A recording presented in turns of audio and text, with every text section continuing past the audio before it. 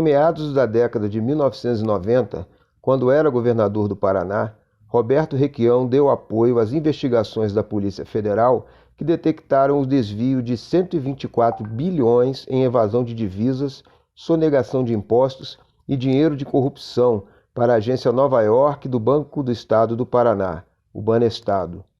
Apesar do valor muito superior às reservas cambiais brasileiras na época, o escândalo foi abafado por envolver nomes de figuras proeminentes dos principais partidos, do Poder Judiciário, entre outras autoridades.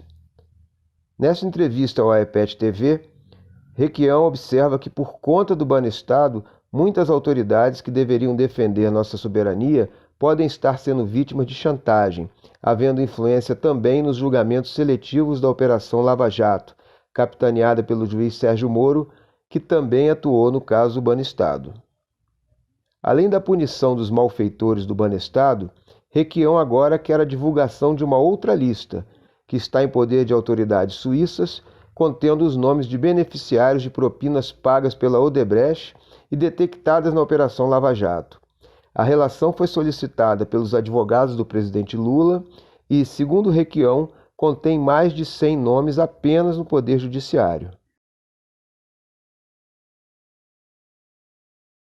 O senhor vem denunciando há algum tempo o esquecimento do caso Banestado. De fato, parece haver um grande acordo nacional pelo abafamento do caso. Qual a razão? Isso tudo começou com uma denúncia minha, denúncia do meu governo aqui no Paraná. Eu assumi o governo, antes de mim o governador era o Álvaro Dias. Durante o período do Álvaro, que houve uma enxurrada de recursos enviados via carta circular número 5 do Banco Central para fora do Brasil. Era de brasileiros não residentes, mas depois acabou sendo permitido brasileiros residentes também. E, em determinado momento, o presidente do Banco do Estado, que era Heitor Wallace Espínola de Melo e Silva, vai a Foz do Iguaçu e me telefona. Eu era governador. Disse: Requião, isso aqui é uma verdadeira festa. Provavelmente está saindo mais dinheiro do Brasil do que a reserva cambial brasileira, através da carta circular número 5. E eu descobri, aqui no banco, que uma boa parte desses milhões de dólares são enviados pelo dono da barraca de cachorro-quente que vende sanduíche aqui na porta do banco. Ele conversou com o dono da barraca e o sujeito não tinha nem ideia do que estava acontecendo. Era uma utilização do nome dele e dos seus dados, CPF e tudo mais. O que é que eu faço? Isso imediatamente vai à Polícia Federal, ao Ministério Público, e denuncia isso. Fizemos a denúncia e isso andou até que, num determinado momento, o delegado Castilho foi designado para investigar a questão. A questão, hoje a gente sabe, tem duas naturezas. Muita gente enviou dinheiro pela CC5 porque não tinha outra maneira de enviar. Era o caso, por exemplo, de um sujeito que tinha um filho nos Estados Unidos, foi para passar 15 dias, resolveu fazer um curso de verão e precisava mandar lá 3, 4 mil dólares. Usava o raio da CC5. Sendo brasileiro não residente no Brasil ou não. Então, esse usou o nome dele. Então, é evidente que não se tratava de dinheiro mal havido. Agora, através dos laranjas e dos doleiros, havia o dinheiro enviado do narcotráfico, do tráfico de armas, do superfaturamento de obras públicas e as suas comissões dadas a administradores ímperos e tudo mais. Então, o Castilho foi para lá e, nesse ínterim, o Celso Treis, o promotor, o procurador Celso Treis, faz um levantamento de recursos enviados para fora, mas ele colocou um teto, ele só relacionou em 3 grossos volumes, com 1.200 páginas, acima de 150 mil dólares, que parecia para ele que caracterizava a possibilidade de um crime e de uma pesada sonegação de imposto. O Castilho vai para lá e aproveita, segundo ele mesmo disse num live que eu fiz outro dia com ele e o Celso Treis no site do Rômulo Maia, chamar a atenção dos americanos que tinham aquela fixação com o terrorismo em Foz do Iguaçu. Então, olha, o perigo, o terrorismo mandando dinheiro e tal. Então, ele conseguiu que o FBI e alguns promotores de Nova York levantassem o destino do dinheiro. Porque quando o dono da banca de cachorro-quente manda, você não sabe de onde é que veio nem quem mandou. Agora, se você procura o destino do dinheiro, você sabe o que aconteceu. E quando isso estava em operação, o Castilho afirma que o Márcio Tomás Bastos, que era o ministro da Justiça à época, e que acabou aparecendo na lista, teve que pagar um imposto de renda alto, suspendeu as investigações de Nova York e não queria mais saber do destino. Nomearam, destituindo o Castilho, um outro procurador, um outro policial federal, aliás, um cara sério, que é o Valeixo, e determinaram ao Valeixo que pesquisasse no Brasil laranjas e doleiros e não se incomodasse mais com o destino do dinheiro em Nova York. Mas, ao que tudo indica, e o Castilho afirma, essa lista acabou sendo feita e teria sido entregue para parlamentares e o Vladimir Aras, quem diz isso é o Castilho, em Nova York. Nunca foi juntada a CPI mista que se instalou no Congresso e nunca foi juntada no processo que o Sérgio Moro manda para o Supremo Tribunal Federal, que arquivou tudo por falta de prova material. Você não sabia para onde tinha ido o dinheiro, se ia processar quem. Então, ainda, a gente tem notícia de que alguns advogados e membros de partidos políticos, com esta lista na mão, procuraram os grandes emissários de recursos vultosos e pediram dinheiro para a campanha eleitoral. À época, segundo conta uma lenda urbana, eu não tenho prova material disso, eu estou que nem o Deltan Dallagnol aqui, tenho convicção, 500 mil reais de cada um, 500 mil reais de cada um, o que seria hoje 5 milhões de reais de cada um, e fizeram um caixa partidário. Não estava claro que seria um tiro no pé que comprometeria os setores progressistas e nacionalistas da política nacional? Em determinado momento, algumas personalidades acharam que precisavam conquistar o poder no Brasil, que eles mudariam o regime. E não se incomodaram em pôr na cadeia os ladrões, mandavam dinheiro para fora e tudo mais, embora tivesse saído do Brasil mais do que a reserva cambial à época. Então, o problema hoje é que insistem em dizer que não tem importância, que isso tudo está prescrito. Não há prescrição. Há uma decisão, no caso do Maluf, do Supremo, que diz que o dinheiro que não foi encontrado não prescreve nunca. Não há prescrição nesse caso. Mas o que eu vejo é que ninguém se interessa em ir atrás desse dinheiro. Eu, pessoalmente, acho que foi organizada, à época, uma grande frente ampla. Direita, esquerda, pensando em arrecadar dinheiro para a campanha, e mudar o mundo com o poder na mão, e esconderam isso tudo. E corre também, o Zé Dirceu diria que é uma lenda urbana, talvez seja, que uma parte desse acordão foi feito quando o Fernando Henrique assinou o consenso de Washington. Lembra que ele assinou aquela merda? Então, fizeram o grande acordo para não aparecer isso mais. Agora, paralelamente a isso, surge outro problema que está sendo abafado pela mídia brasileira, que são os documentos da Odebrecht. Esta semana, ou a semana passada, o Supremo autorizou o Lula a ter acesso a todos os documentos da Odebrecht que levaram à sua acusação e condenação. Pois muito bem, o Lula está pedindo agora, e não me pergunte por que só agora, pergunte para o Lula e para os seus advogados, os documentos da Odebrecht. E daí você vai poder fazer a comparação entre o que o Ministério Público do Paraná usou para criminalizar os progressistas do Brasil, tenham eles cometido malfeitos ilícitos penais com dinheiro público ou não, com o documento original que a Odebrecht tem guardado na Suíça. E esta comparação pode desmontar completamente a história da Lava Jato. O que essa nova lista vai mostrar? Vai mostrar que a Lava Jato seguramente prendeu alguns ladrões, condenou alguns ladrões, mas ela foi manipulada em cima dessa revolta popular para chegar aonde nós chegamos.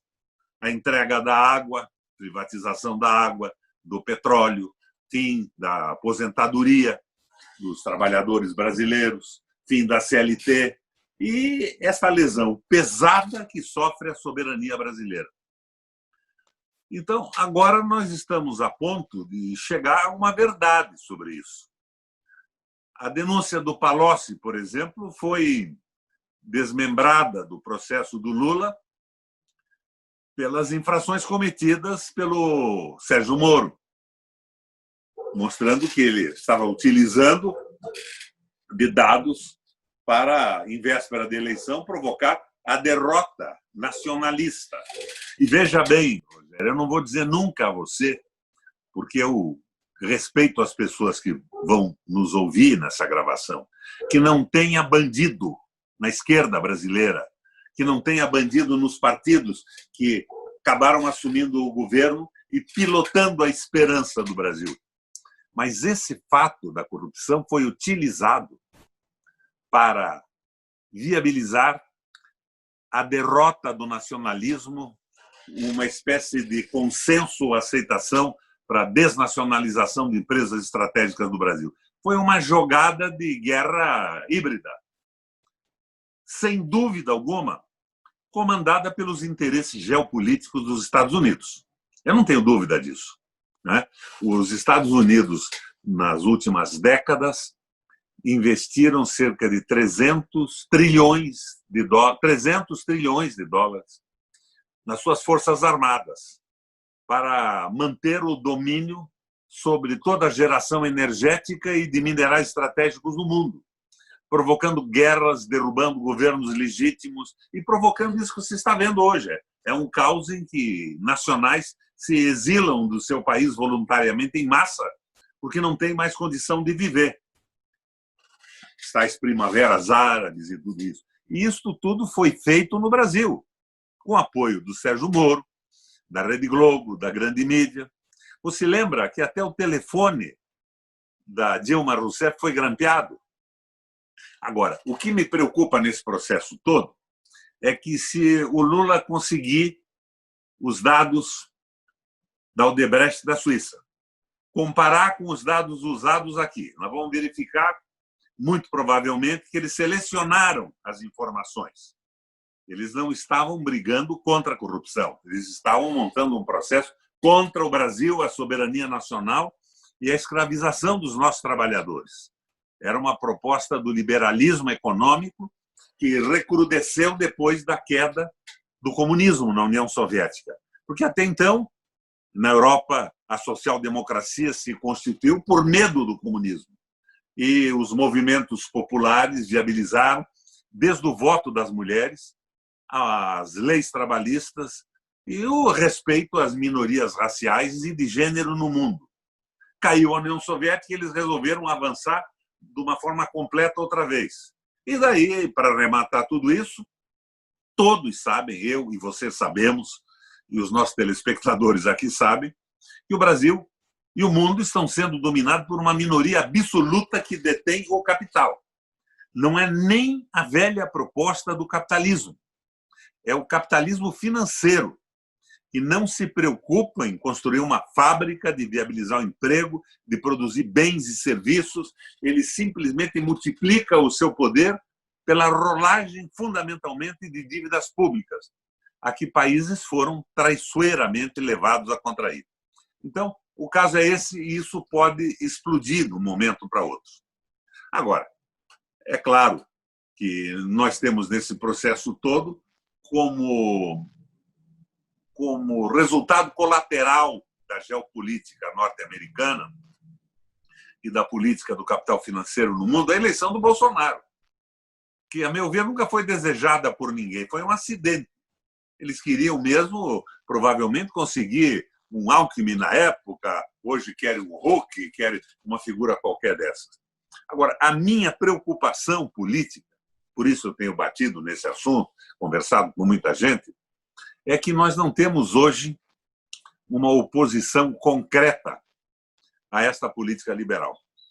Se você observar as entrevistas que dão os pretensos candidatos à presidência da República, você vai ver que eles não falam do juro, eles não batem no Banco Central, eles se recusam à proposta de emitir moeda no processo recessivo, fazem o jogo dos bancos, querem emitir títulos.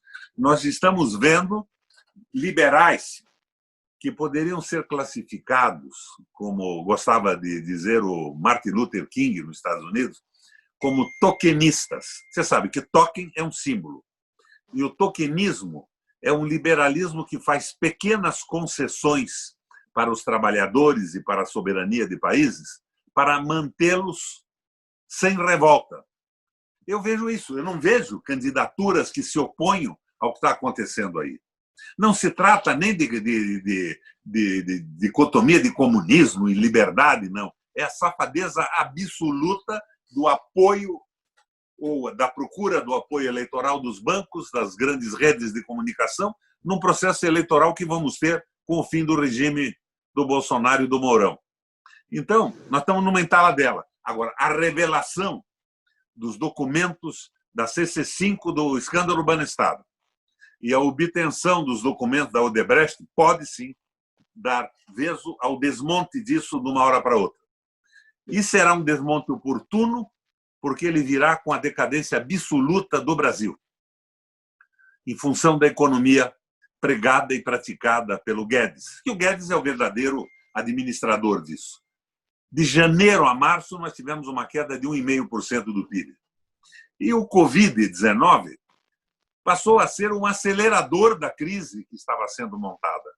No Paraná, nós já temos caminhões frigoríficos de frango assaltados por famílias famintas nas estradas.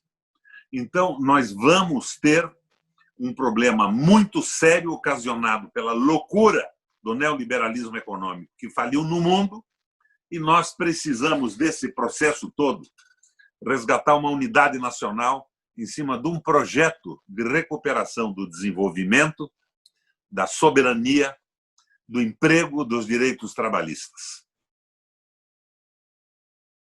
Com quem podemos contar para encabeçar a proposta de um projeto nacional de desenvolvimento soberano? Com quem tiver condição eleitoral, porque nós estamos propondo um projeto de resgate da esperança no Brasil e transitório, para que, nesse processo de restauração das liberdades democráticas e da soberania, os partidos se organizem, façam suas propostas e as submetam ao escrutínio sucessivo que o país vive nas eleições.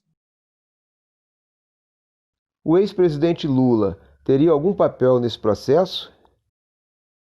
Para mim, não se discute nome agora. Você sabe que eu sou amigo do Lula, gosto muito dele, mas eu não entro mais de olhos vendados nesse processo de recuperação do Brasil. Eu quero é conhecer o projeto. Que se me dá que seja Lula. O Lula já teve uma participação interessantíssima no Brasil, integração de uma população enorme no mercado de trabalho, mas furou porque o Lula realizou uma espécie de social-democracia tupiniquim, tokenista, acordos e vantagens praticamente simbólicas para o proletariado, não recuperou o desenvolvimento industrial sustentável do Brasil e fez uma aliança, assim, com o capital e os banqueiros. Ele anunciava a todo momento: precisava um presidente socialista chegar ao governo do Brasil para os banqueiros ganharem o que estão ganhando hoje. Não se atingiu o capital vadio, o capital financeiro. Eu acho que ele mudou muito com a prisão e tudo isso. Sentiu quem estava com ele, quem não estava, e percebeu o que tem que mudar no Brasil. Mas eu não quero mais o aval de personalidades. Eu quero o aval de um projeto nacional. Um projeto que não seja ousado demais, portanto insustentável, que não seja uma frente ampla, que é uma manifestação clara de covardia, de submissão aos interesses do capital financeiro, mas que seja do ponto de vista aristotélico, o ato eficiente, o ato meio, o ato que recupere a democracia, os empregos, o trabalho, a soberania. Esse projeto tem que se suportar, por exemplo, no referendo revogatório de todas as empresas estatais estratégicas vendidas no Brasil por esse governo e pelo governo do Temer. Por quê? Porque eles compraram mercadoria roubada. O que eles cometeram foi crime. E quem compra mercadoria roubada é receptador. E essa é uma figura prevista no nosso Código Penal. Tem que devolver o que obteve desta forma absurda sem indenização, porque senão o Brasil não vai conseguir retomar o desenvolvimento. E nós vamos virar uma fazenda com terras vendidas a estrangeiros, trabalhadores semi-escravizados. Isso é rigorosamente inaceitável. E eu não estou dizendo a você que nós temos que entrar neste jogo agora, que não é mais da Guerra Fria, de socialismo, comunismo e liberdade e capitalismo. O Brasil é grande demais para se submeter a projetos de outros países. Nem dos Estados Unidos, com o consenso de Washington, a geopolítica americana ligada aos grandes interesses do capital financeiro, e muito menos a aliança China-Rússia. Nós temos que nos inspirar no que essa gente toda fez e temos que ter um projeto para o Brasil, ao tempo que nós respeitamos todas as reivindicações e políticas de outros países que defendem os seus interesses. É a antiga frase de um presidente norte-americano: países não têm amigos, têm interesses. Você não vai esperar que, de repente, a China venha viabilizar a redemocratização do Brasil. Ela tem 1,5 bilhão de habitantes que tem que comer. Ela precisa alimentar a sua população, precisa resolver os seus problemas internos. E aqui no Brasil, eles estão comprando hidrelétricas, tem cabimento isso. Querem comprar terras para produzir cana e substituir por álcool uma parte do combustível queimado nos seus motores à explosão. Então, precisamos ter consciência da realização e construção de um projeto nacional. Portanto, como diria o Mussolini, a Claretta Petacci, que era sua namorada, não nos venham de borzeguins ao leito. Projeto nacional. E aí, que seja candidato de uma frente de recuperação nacional, o que tiver melhores condições eleitorais, mas com projeto, compromisso e proposta. Senão, o que eu vejo é o que eu disse a você. Está todo mundo puxando o saco dos bancos, do capital financeiro e da grande mídia. E isto, do alto dos meus quase 80 anos de militância política, realmente não me agrada. Talvez o escândalo do Banestado e os julgamentos seletivos da Lava Jato dificultem uma aliança política em torno de um projeto soberano de desenvolvimento.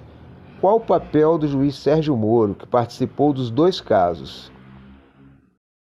O Sérgio Moro é um juiz mediano. Você sabe que é o sinônimo de mediania? É mediocridade. Sim. Mediocridade. E conta uma lenda urbana também, que quando ele esteve nos Estados Unidos, na companhia do Bolsonaro, ele levou o Bolsonaro para visitar a sede da CIA, a famosa CIA. E quando ele entrou na sede da CIA, o seu telefone se sintonizou automaticamente com o Wi-Fi. Nota-se pelas declarações públicas e palestras de figuras importantes do judiciário a submissão às teses de austeridade e a uma suposta responsabilidade fiscal, típicas do neoliberalismo. Como superar essa barreira ideológica ao investimento público? Palestras financiadas por banqueiros, querendo montar uma fundação com dinheiro de ações judiciais, um comportamento péssimo.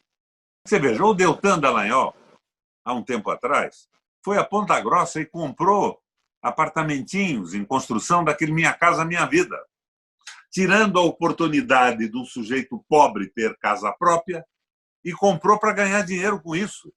É claro que isso não é um roubo, ele não vai para a cadeia por isso, mas mostra o tamanho da visão dele e a sua inserção na sociedade. É um picaretaço. Não é esse campeão da moralidade, definitivamente. estavam aí ganhando dinheiro. E aqui no Paraná, o que fizeram comigo? Chegaram a vazar notícias falsas de que o crime do pedágio no Paraná tinha passado por 3 governos, inclusive o do Roberto Requião. E daí reproduziam isso na Folha de São Paulo, no Jornal do Brasil, no Estadão, em todas as rádios do Paraná. E eu era o guerreiro contra esse roubo. Mas eu entrei com ações contra os aumentos de pedágio e o Ministério Público Federal e Estadual participaram de todos eles, a favor dos concessionários, a favor do roubo e da patifaria. Então, se a corrupção atravessou 3 governos, atravessou foi o Ministério Público, entre outras instâncias.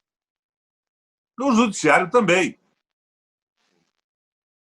Por isso que esses documentos são importantes. Agora, isso não significa que a gente tenha que demonizar o Judiciário inteiro e o Ministério Público inteiro.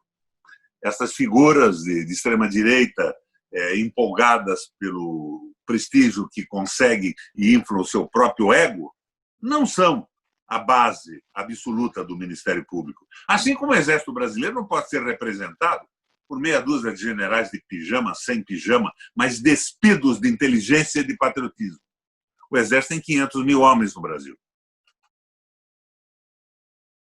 Considerando tantos obstáculos políticos, em qual caminho devemos perseverar?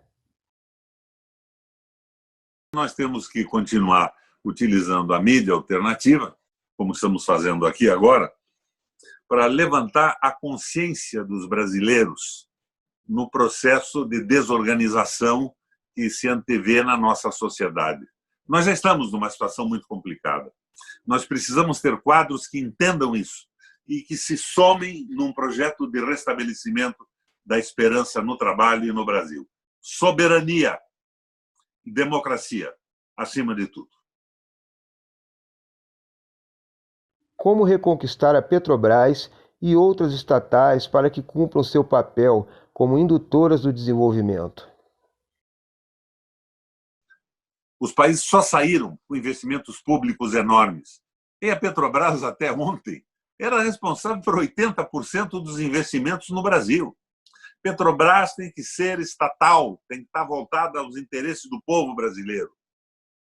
O Obama encontrou um processo de corrupção na General Motors dos Estados Unidos parecido com o processo da Petrobras.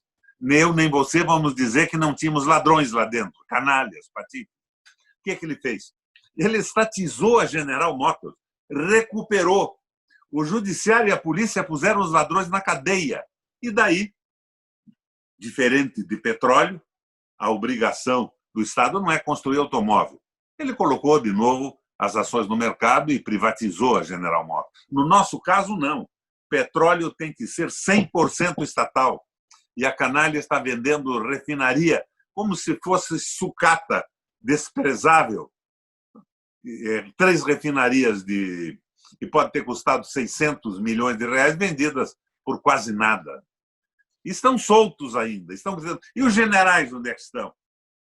Eu combati a ditadura militar com todas as forças que tinha naquele momento. Mas eu sou obrigado a admitir hoje que o Geisel era um autoritário, era um fascista. Fascista porque era nacionalista. Hoje esses caras nem fascistas são. Eles são entreguistas. O fascismo é nacionalista. Pois muito bem, mas o Geisel defendia a Petrobras, a Vale do Rio Doce, a Escola de Engenharia do Exército, batia no peito do Geisel um coração brasileiro. E esse pessoal com pijama ou sem pijama, o que não tem é nada dentro da cabeça.